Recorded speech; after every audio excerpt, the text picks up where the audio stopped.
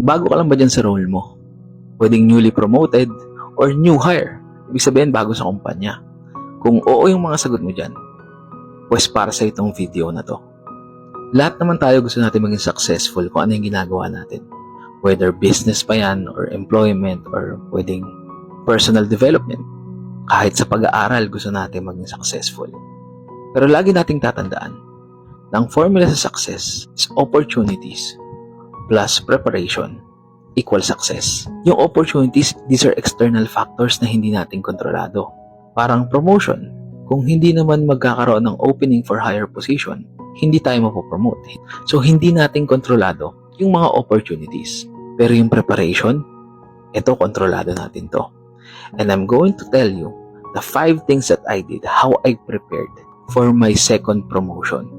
I got my second promotion in just a span of exactly 1 year. So, ano-ano ba yung mga ginawa ko? Start tayo. Number 1, communication is the key. Napaka-importante ng communication. Lalo na pag nasa BPO ka. Communication skills, your English communication skills, yes, it's very important. It's one of the things that you need to have in order for you to enter the BPO industry. But it's not always about just talking or communicating with your customers. Hindi lang yun ang communication.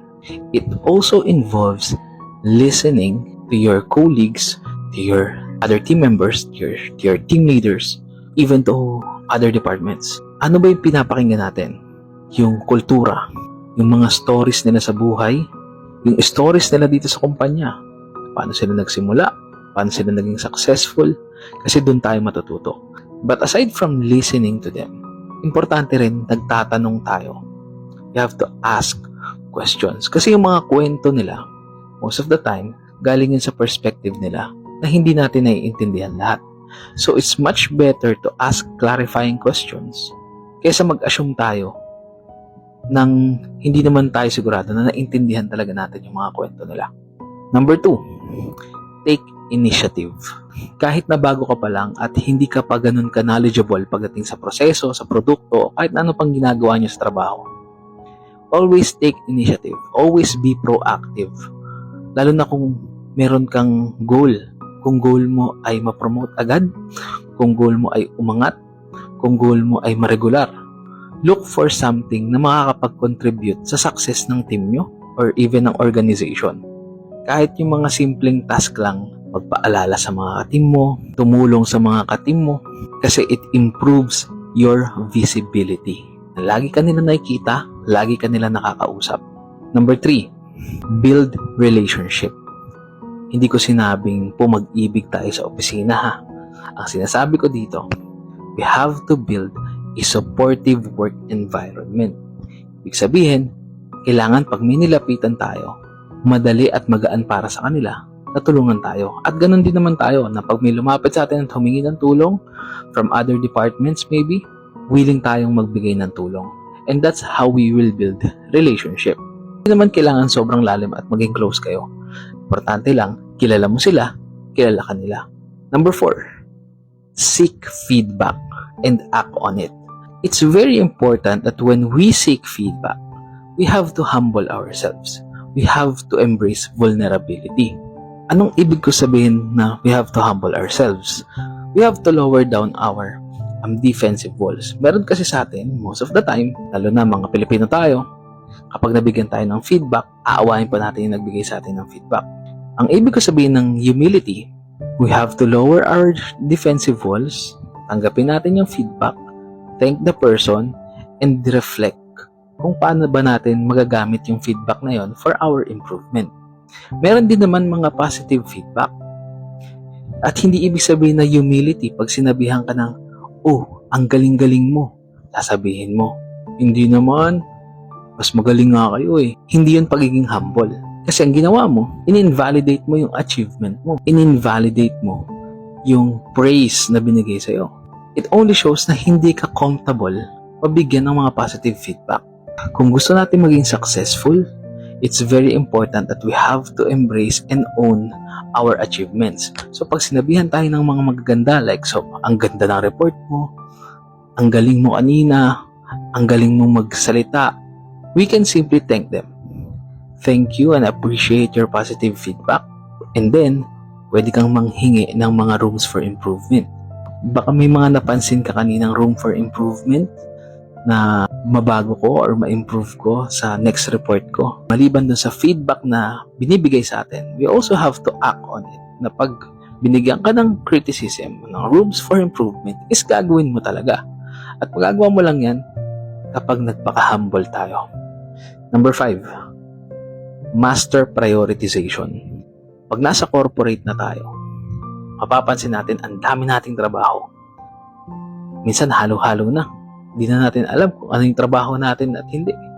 Hindi na rin natin alam kung ano yung uunahin natin kasi parang lahat urgent, parang lahat important. Dito papasok yung Eisenhower Decision Matrix. And I want you to learn this by heart. Sa Eisenhower Decision Matrix, merong 4 na quadrants yan. Meron ditong urgent, not urgent, important, not important. So, paano ba yan?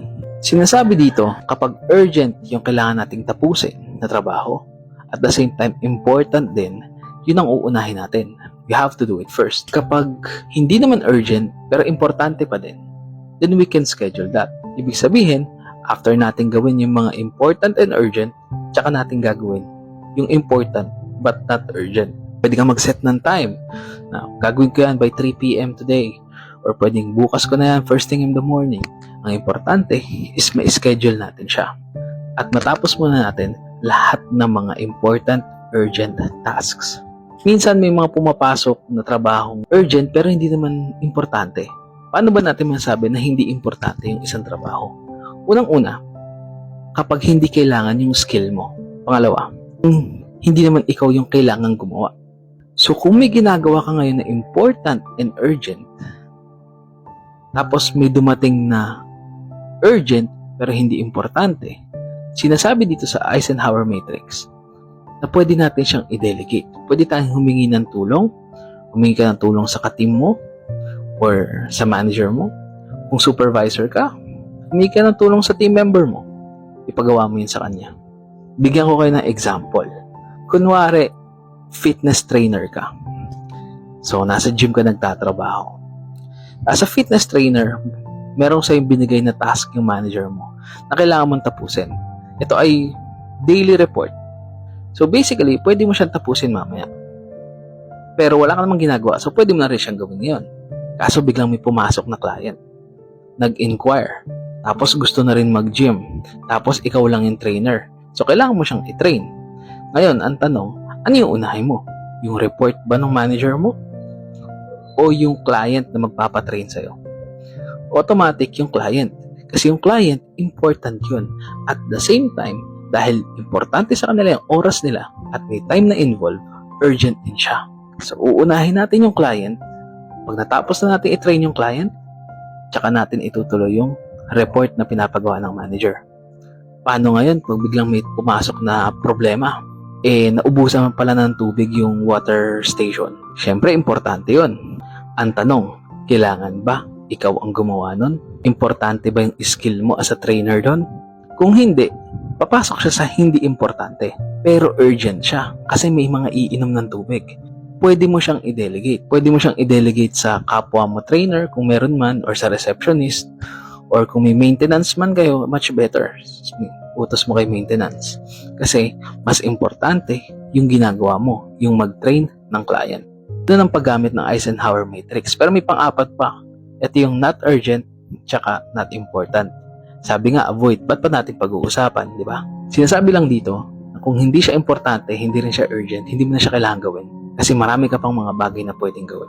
So, isummarize natin yung 5 na dapat mong gawin kung gusto mong maging successful. Communication is the key. Take initiative, build relationship, seek feedback, and act on it. Master prioritization. Kung may natutunan ka ngayon, share mo tong video na to